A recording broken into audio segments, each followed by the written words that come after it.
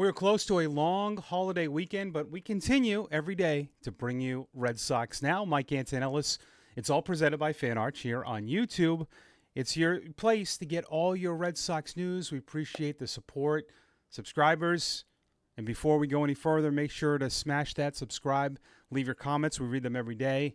Like the channel, share the channel, but subscribing really helps. I can't thank you enough as we continue to grow. Man, baseball's like a relationship. The ups, the downs. Holy smokes.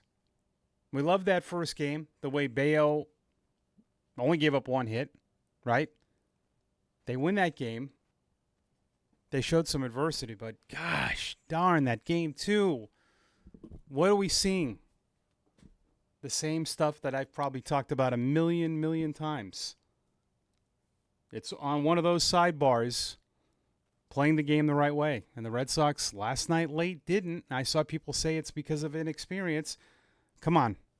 Romy Gonzalez, I don't know what in the world. If you watch the game, Romy Gonzalez tried to stretch a double to a triple with nobody out and down 2 runs. A run scored to be down 1, but you had a chance to be at second with nobody out.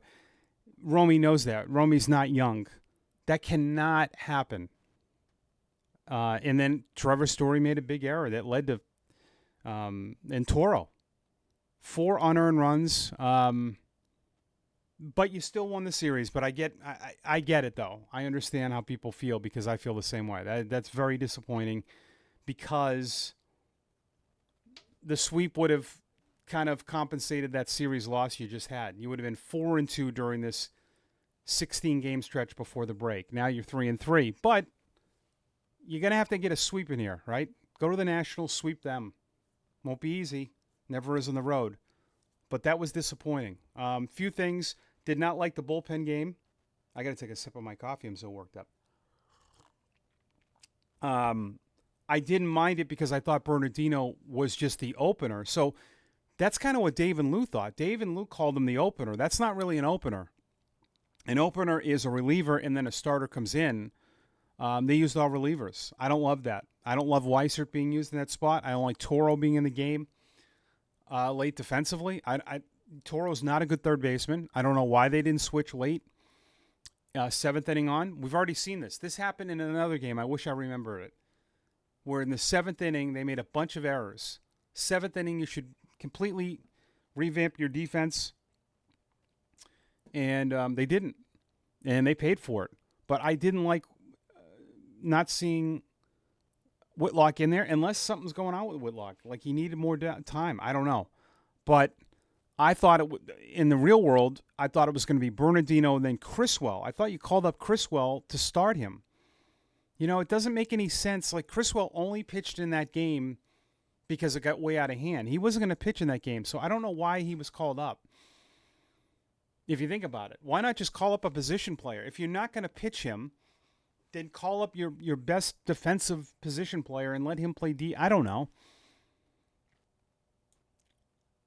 Or a catcher. It didn't make any sense to me, that strategy late. I didn't like it. I thought Murphy threw the hell out of the ball. He looked great. And people are down on Weissert, but he has been scoreless, I think, in all but 7 appearances. He's pitched, 42 games. And, yeah, he wasn't good, but I think Whitlock should be in there. But there are a lot of things, Again, the would, shoulda, coulda. The bottom line is you cannot continue to play the game this way. And it's a league-wide problem that has got to get fixed. And I think it's just all the launch angle stuff.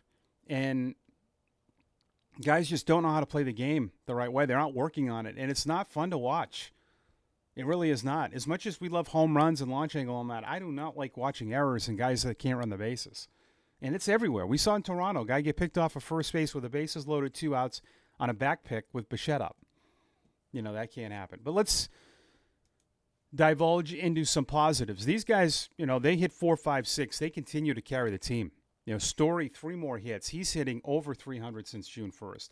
Abreu has been on fire since he got off the injured list. Rafaela had 2 more hits. 2 doubles. Meyer had a hit. Romy had a 2-run hit. Everyone, it was a good game all around. First game was good too. but this is what you wanted to see. Lou Merloni made a great point last night. Trevor Story pretty much went 3 years without playing, and it took him a bit this year. Finally playing every day, and now we're seeing him be better. I love what he said the other night. We have numbers on everything. I don't really care about that. I'm just looking to hit a fastball. That's great. And Abreu, second full year, 17 home runs. Massive improvement from last year. Rafaela, massive improvement from last year. He's hitting about 290 since the middle of May.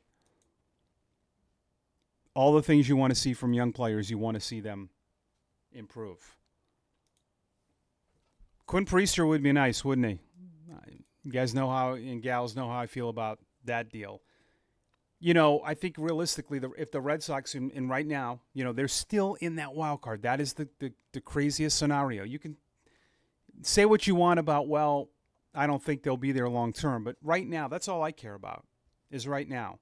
In the 16-game stretch. But right now, they're 3 games out of a wild card.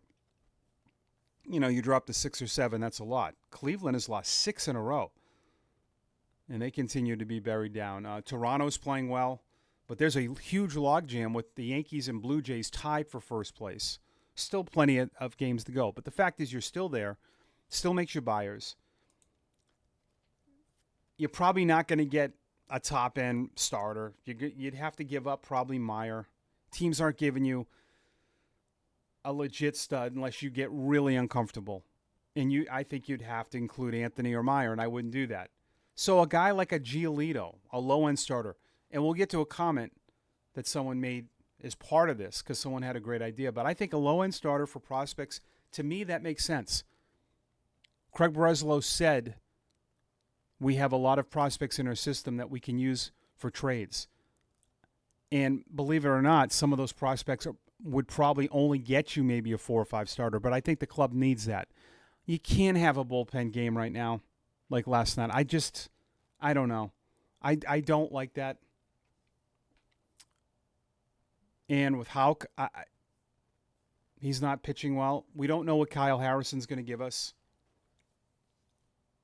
So if you can get a 4 or 5, even a 5, another starter in the building, and you hope Bayo takes that turn as the number 2 because we don't know what we're getting from Buehler.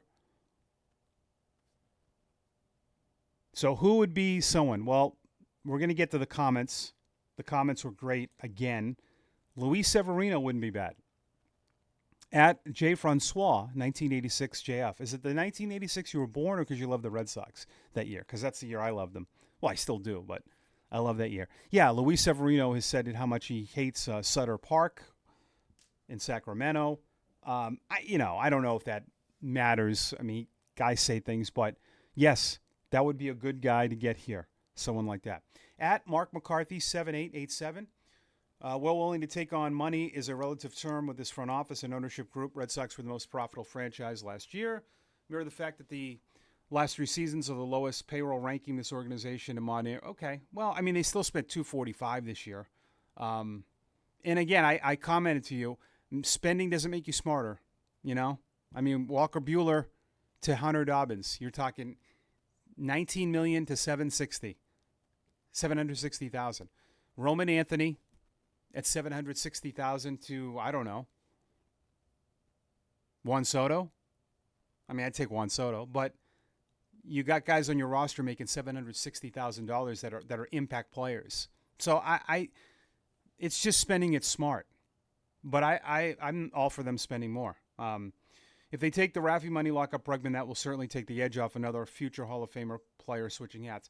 Yeah, I have a lot of people say that to me. Players don't care about that. Think about this. To your point, the Red Sox didn't spend going into 25 season, and they offered Bregman a lot of money, and he took it. The players don't care. They don't care about all that stuff. Fans have to stop with that. Fans don't care, players don't care that they got rid of Rafi. If they got $400 million, they're going to play here. They are. That's the bottom line. You know what I mean? Don't overthink this. They'll play here. There's not many teams in the American League or in baseball that are winning right now. So you're either going to be on the Yankees or Dodgers. They're going to spend. But outside of that, The Detroit Tigers built a really, really good ball club, and Alex Bregman said no thank you. So that tells you all you need to know. He didn't want to play there. He didn't want to stay in Houston. They're the top 2 teams in the American League, and he said no to them. So he took the $40 million. I don't blame him. I would too. At George White, 5810. Chapman, Hicks, Whitlock, Weissert, Slayton when he returns. Wilson, Bernie, Murphy, Birdie. Birdie's at a setback. I think he's going to be out. Maybe Houck. I like that. It's not a bad bullpen. I agree with you. And that you'll have to lay your hat on, but you got to get another starter in here. All right. We are through a Thursday edition. The Red Sox are off. We will have a July 4th episode for you. Don't you worry, guys and gals. We will. Have a great Thursday. I will be on Nesson tonight. If you are absolutely bored, I'll be on the Nesson call of the Woo Sox taking on the Syracuse Mets. We're on the big boy tonight. I'll be doing play-by-play on that. Thank you for watching Red Sox Now. Have a great Thursday. We'll talk to you soon.